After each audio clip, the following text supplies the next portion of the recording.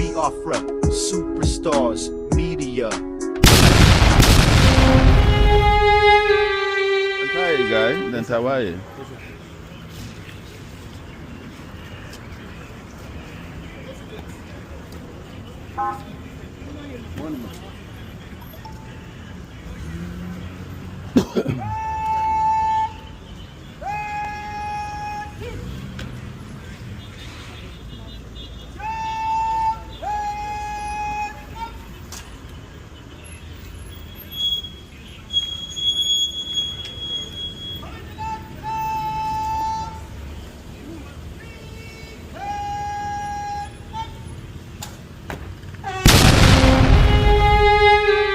Yeah, good morning, good afternoon, good people of Biafra.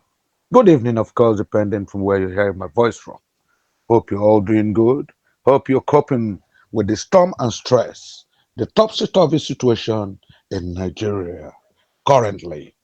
Of course, despite the economic hardship, despite all manners of clueless governance, despite all the, you know, the intrigues and manipulative tendencies and characteristics of this government, the Milokan government, the government that says it is my turn.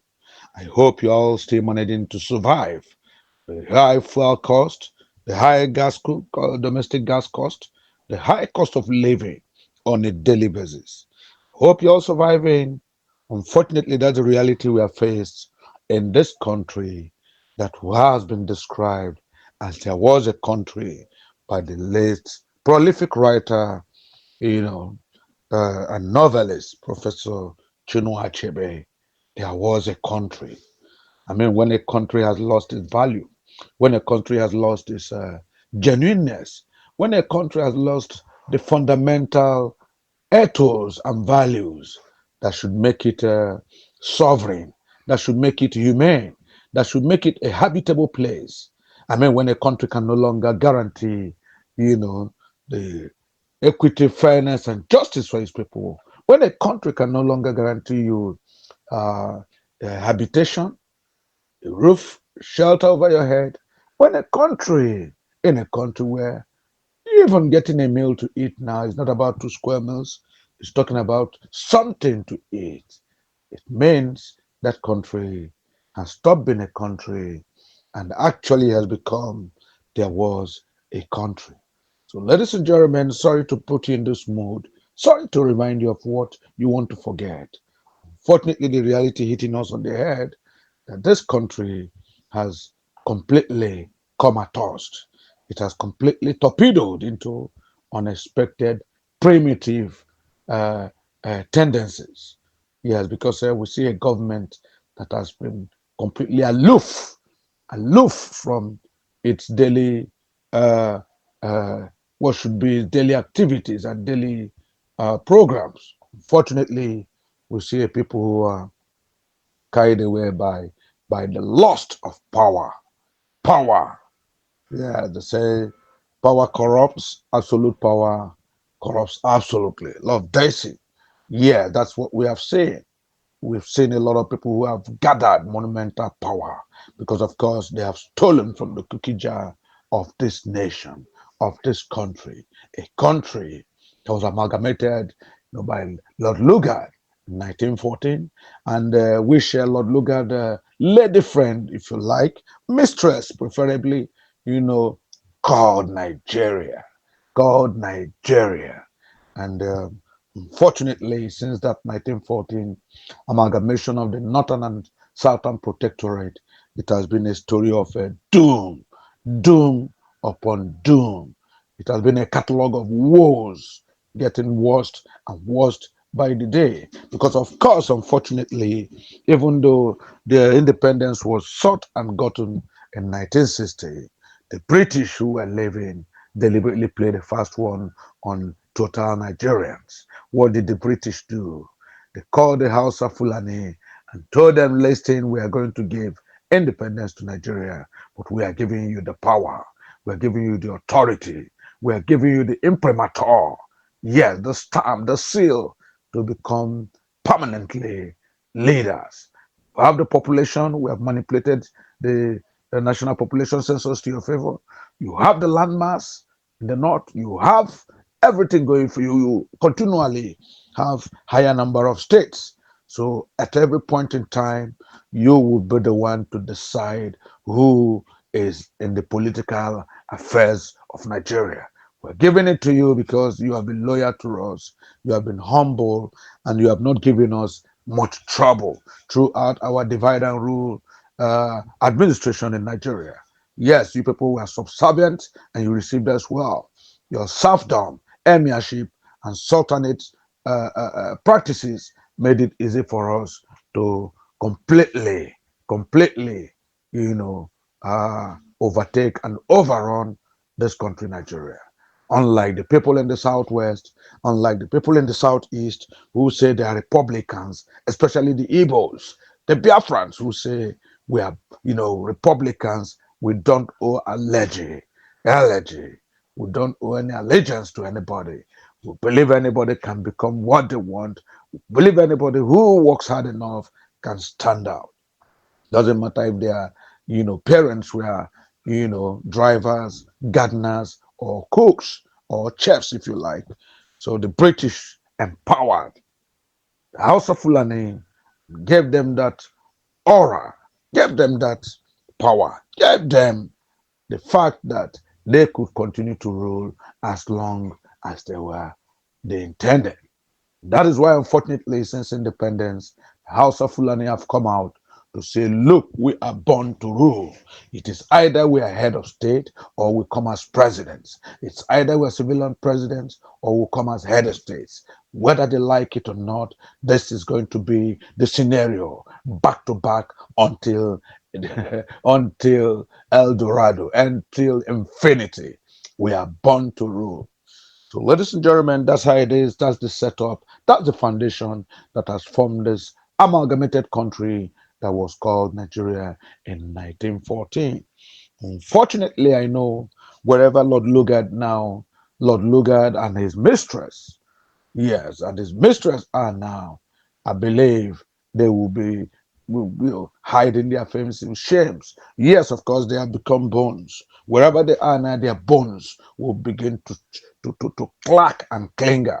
Clang, if you like, because they have foisted a very anomalous contraption called Nigeria on different people from different, backgrounds, people of different nationalities that we have compressed forcefully into one country. And of course, it can never achieve any desirable result. That is the fate of this country we find ourselves, ladies and gentlemen.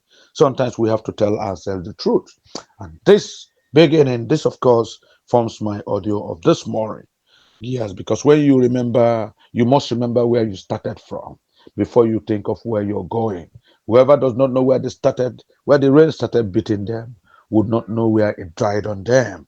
That has been a very powerful, profound proverb from our elders, and verbously quoted always by our own late Professor Chino Achebe. The man who does not know where the rain started beating him will never know where the rain stopped or ended.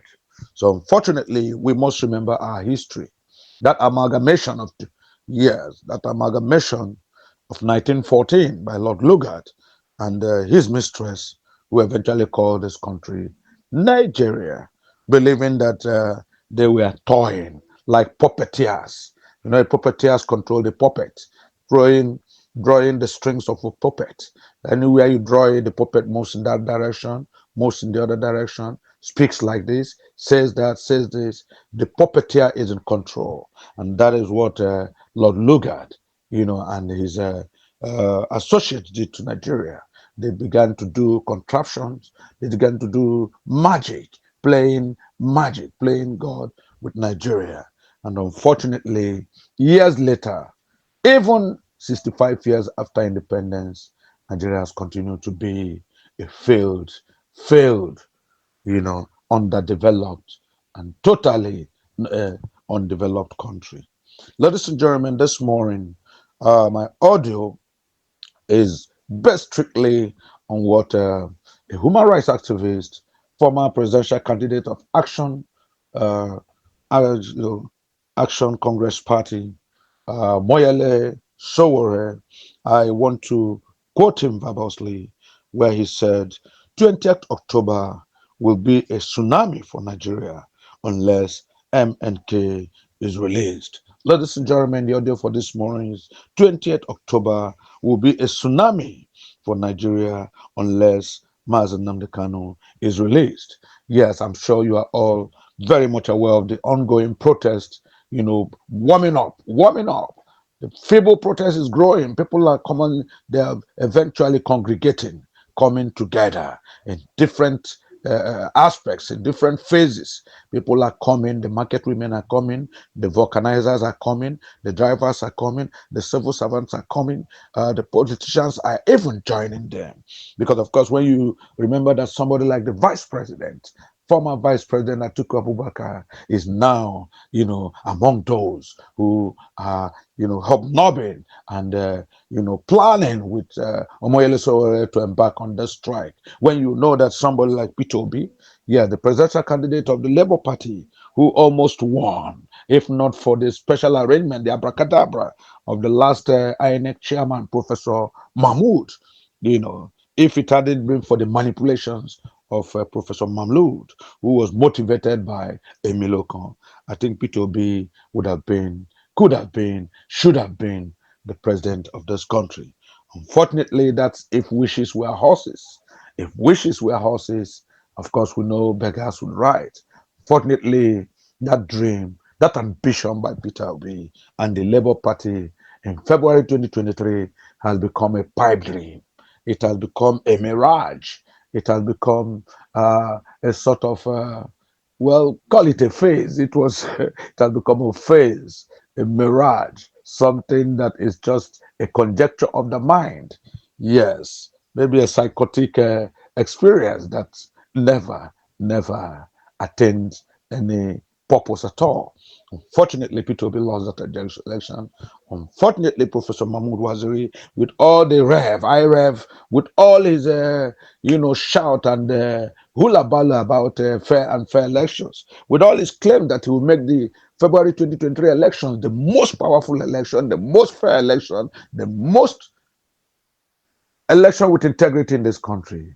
Unfortunately, like the elephant that was pregnant, when it got to gestation period, it delivered a miserable rat, an elephant delivering a rat. That, to my mind, is the highest level of human wickedness, insensitivity, and cluelessness. So, ladies and gentlemen, the order for this morning is that Moyale Sowore has come out to say that 20th October will be a tsunami for Nigeria unless Nnamdi Kanu is released. Just like I said, everybody is aware of the permutations in the air. We're aware of people coming, gathering. We are aware that the protest is gathering momentum for the ultimate kill. The ultimate kill, the ultimate protest will be on 20th October uh, 2025, and they are heading to Assaw Villa. Yes, they are taking the clarion call. They are taking the fight. They are taking the protest. Peacefully, if you like, it's still a protest. They are taking it right to Assaw Villa. They want to meet Mr. President, the man who said, "It is my turn." They want to see the man who says, "Emilio Khan." They want to see the vice president. They want to see the Senate president. They want to see all those governors, those people in high places, the government, who said no to Mazen Nnamdi Kanu's release. They want to know why these people have kept Mazen Nnamdi Kanu in custody back to back now under the DSS, under the DSS injustice, if you like, dungeon, if better, for back to back now for 5 years. They want to know why a man who is sick, that has evidences, have scan reports, have medical reports, have physical evidences that he's sick, his heart is troubled, his liver is dying, his pancreas is dying, he has lumps under his armpit. A man who is so sick physically, On prima facie, you can confirm he's sick, and yet the government is making him undergo trials and mistrials. So, Moyele Sowore has gathered momentum, gathered people. People are congregating. People of high profile. It's not about the Igbo anymore. It's not about only the Wasa people anymore. It's not about only the Biafra people anymore. Now it is the whole Nigeria coming up to speak with one voice. For the first time, Nnamdi Kanu is the one person who has brought one voice for the first time. It doesn't matter whether you're House of Fulani now. It doesn't happen whether you're the Yoruba or Dudua. It doesn't matter whether you're from the South. For the first time in the history of this country, everybody is talking about MNK. Everybody is talking about the injustices being done to MNK and to the Biafran people. Everybody is suddenly aware. It didn't matter that they are not Igbos. It didn't matter that they are not Southeast. Everybody is vigorously pursuing, one single thing: the release, unconditional release of Nnamdi Kanu, and using the personality of Omoyele Sowore, who said, enough is enough. This man is a peaceful protester. He dared to speak to the truth to authorities. He told them what it was, that you can't claim that a war that ended in 1970, where there was no victor, you said no victor. Your head of state then, General Yakubu Gowon, said, no victor, no vanquished. Nobody was defeated. Nobody, won any war. And up to this time, in 2025, you are still treating those people like a defeated people. I mean, where is the truth in your slogan? Where is the truth in your mantra? Dera go on, no victor, no vanquish. And you went alone, went along to establish the 3 R's. Yes, you said, I'm going to reconstruct all destroyed buildings, reconstruct communities. I will reintegrate, I will rehabilitate. Of course, we have seen what the 3 R meant. But of course, as far as Nigeria was concerned, that was just mere rhetorics. The government was just playing lip service. They were just talking for talking's sake, because they wanted their voice to be heard. They wanted international media to read them well. They wanted to be praised. Yes, General Gowon was praised widely all over the world. They said, this man, an articulate head of state, very kind, very magnificent, somebody who said, no victor, no vanquished. He received the Igbos well. Yes, that's what the international press, that was fully being sponsored by Britain. Britain, if you like, sponsored that press, giving Nigeria a bright light. Yes, the Igbos have been pardoned. No victor, no vanquish. The 3 R's: reconstruction, reintegration, and rehabilitation. I mean, it looked like everything was well. That was completely, a charade. It was make-believe. It was make-believe. It became more like a painted sepulcher, a grave that was painted to look like, to seem like, and to give the impression that things were okay in Nigeria. Fortunately, when the Igbos knew they were in trouble was when they were given, immediately after the war, 20 pounds. 20 pounds, no matter, what you are worth. Even if you were mocking the fucking millionaire, even if you had too much money, even if you had industries, even if you had factories, it didn't care how much you had in the bank. What you were gifted with was a paltry, a miserable 20 pounds. It didn't matter whether you were married. It didn't matter whether you were single. It didn't matter whether you had 10 children, 5 children, or you had your grandpa, grandma, and parents living with you. All you were gifted, ladies and gentlemen, was a miserable, a paltry, and a God-forsaken 20 pounds. So this was what Igbos were gifted. And this is 2025. Omoyele Sowore said, look, why are you hating the Igbos so badly? Why are you treating them with such suspicion? Suspicion. Why are you treating them with such dereliction? Why are you treating them like nobody? Why do you make things difficult for them?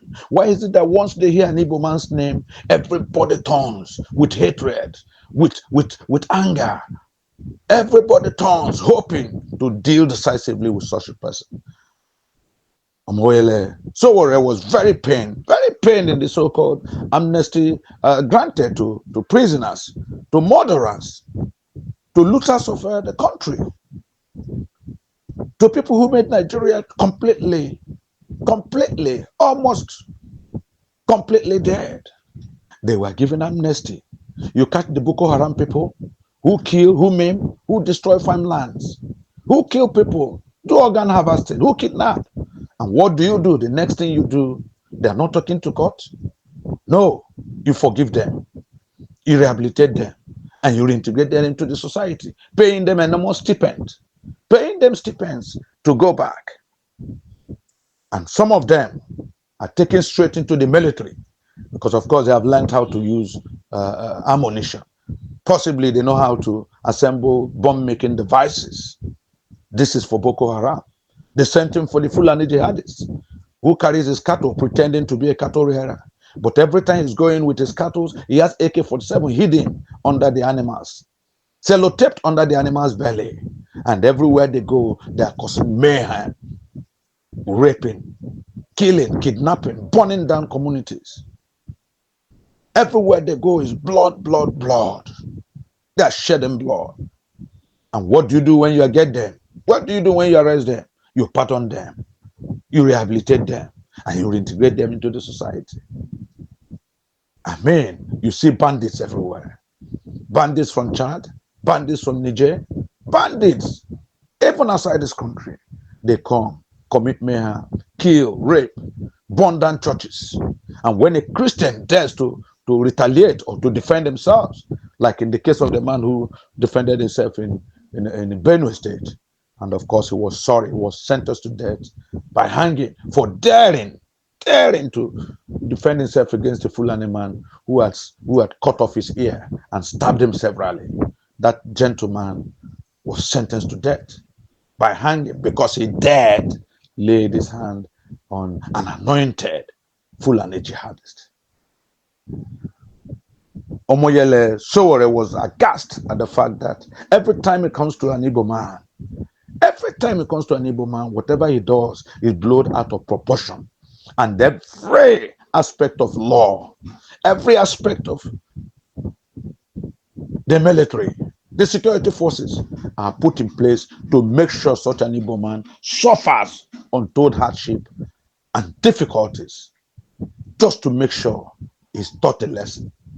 This has become glaring. It's not just Omoyele Sowore who's saying it. Atiku Abubakar has said it. Yes, Goodluck Jonathan, former president, has said it. Omoyele quoted Goodluck Jonathan and telling him, former president, as telling him that, look, Nnamdi Kanu's case is really totally unacceptable. What did the man do? Did he kill anybody? He only talked about the plight of his people. He only told the world that the Igbos have been treated unfairly. He told the world and he told Nigerian authorities, if you are not ready to treat my people well, then let them go. Let them go. If you are tired of your husband or your spouse or your wife, you are tired, you go, so that he can move on and you can move on. You don't wait until the relationship becomes toxic, and you start killing each other. We all know what happened in the famous singer, lady who sang, whose voice became one of the best gospel, singers in Nigeria, all over Nigeria. The Igbo lady who sang, who sings like anything else. Her gospel song, brings so much joy, piety, holiness, and awe on people. Ife Sinachi, unfortunately, Osinachi, unfortunately, she was in a marriage that was toxic. Every other time the husband descended on her, every other time he tortured her, every other time he physically abused and assaulted her. But rather than make it open, rather than yield, take a decisive decision, unfortunately, she continued to bury the whole thing under the carpet until the man finally, at one point, he had so assaulted her, beaten her, gagged her, and she died. She died. That is a relationship that had gone toxic. That is why Nigeria is very much aware of Nnamdi Kanu's case, because they have seen that these people called the Igbo people are like unwanted bride of a Nigerian husband. If you know they are not wanted, if you know this is a bride you are no longer comfortable with, let her go. Don't leave her in that house and bring other women. Don't bring other women to meet her while you treat her with all manners of wickedness, deprivations, and excessive harshness. When you treat her with excessive harshness and you expect her to stay, that is the message Nnamdi Kanu told Nigeria, told them to the face. If you know we are unwanted, if you know we don't deserve to be here, this is the place we are part, we are fundamental, we are one of the major foundations, major, part of the three major big foundations. We had the North, we had the Southwest, we had the South. Our leaders, political leaders, fought for the independence of this country. We fought. We have contributed so much into the economic, social, and political development of this country, physical development. But if you feel that we are no longer needed, we are no longer wanted, rather than continue to pretend to us, rather than continue to marginalize us, rather than continue to marginalize us, rather than to treat us like a defeated people every other time, let us go. Let us go. That was the message of Nnamdi Kanu. And the tag date, enough is enough.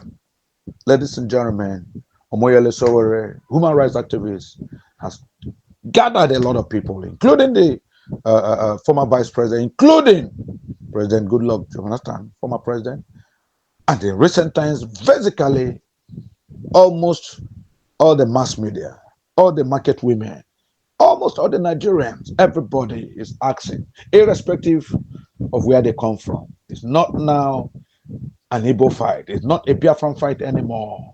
It has cascaded down to the whole Nigeria. It is now a Nigeria fight. It is Nigeria. Nigeria versus Nigerians. No longer Nigeria versus Nnamdi Kanu. Ladies and gentlemen, 20th October will be a tsunami for Nigeria unless Nnamdi Kanu is released. And the permutations are there. Already we are getting it. The handwritings are on the wall. Because when you know that a man of God, a man who is gifted with prophetic powers, the man who sees tomorrow, somebody like Father Mbaka, yes, Father Mbaka of the adoration ground in Enugu State has come out, not in the pulpit, not in the church, not in the hallowed, deified, presence of the Holy of Holies. No, Father Mbaka, yes, he moved all the way to the Federal High Court, Abuja, under Justice James Kolawole Omotosho. Yes, the court was being presided by Justice James Omotosho, Federal High Court Judge. Nnamdi Kanu was sitting at as the culprit. Yes, he was sitting at his trial. And guess what? In the full glare of the journalists, of all the people who were there, of dignitaries, in the full glare of the police, the army, and all the security, DSS, if you like, Father Mbaka walked into the church, and everybody, all eyes, moved away from Justice James Kolawole Omotosho. All eyes moved away from MNK, Nnamdi Kanu. All eyes moved down to Father Mbaka in his petite form, walking in majestically into the court. And guess what he said? The DSS could not shoot him. The police could not stop him. The court orderlies could not interfere. He walked up straight. Guess what he told them? He said, listen, Justice James Omotosho, listen, Nigeria, listen, everybody. Yes, I am Father Mbaka. Yes, I'm supposed to be at Enugu Adoration Center. Yes, I'm a Catholic priest. But equally, I don't only win souls, I also fight for the oppressed. I have come to take Nnamdi Kanu back home. I have come to take Nnamdi Kanu back home. He has suffered enough. Enough is enough. Let him go. He's a peaceful protester. He has not done anything close to what these jihadists, Boko Haram, murderers, kidnappers, organ harvesters are doing. I have come to take Nnamdi Kanu home. Release him to me right now. Let me take him away and let us end this charade. Let us end this injustice. Let us end this man's inhumanity to man. Ladies and gentlemen, maybe you didn't know that, maybe you've not heard that, but Father Mbaka had to leave the Holy of Holies in Enugu to go to Federal High Court at Abuja, umpired by Justice James Omotosho, right in the trial of Nnamdi Kanu. He went there on the 16th of October 2025 to demand that Nnamdi Kanu be released to him. Ladies and gentlemen, 20th October will be a tsunami for Nigeria unless MNK is released. It is all over the air. The signs are there. Justice James Omotosho had better listing. You better tell the people who put you there that the handwriting is on the wall. The walls of Jericho will crumble down. The walls of Jericho will fall down unless Nigeria does the needful. Nigeria does very urgently what they should have done way back. Nigeria should release Nnamdi Kanu because he has not been found guilty of anything. He's an innocent man and he's only talking about the plight of his people. The walls of Jericho are going to fall down in Nigeria unless the man who say Miloko, the man who say it is my turn, the Jagaban, unless he does the needful. Ladies and gentlemen, it is better to avoid what is very, very easily avoidable. A stitch in time saves 9. The clock is ticking. Today is 17th. Then we have 18th, 19th, and then 20th. 20th October will be a tsunami for Nigeria unless MNK is released. Ladies and gentlemen, I want you to think on these things.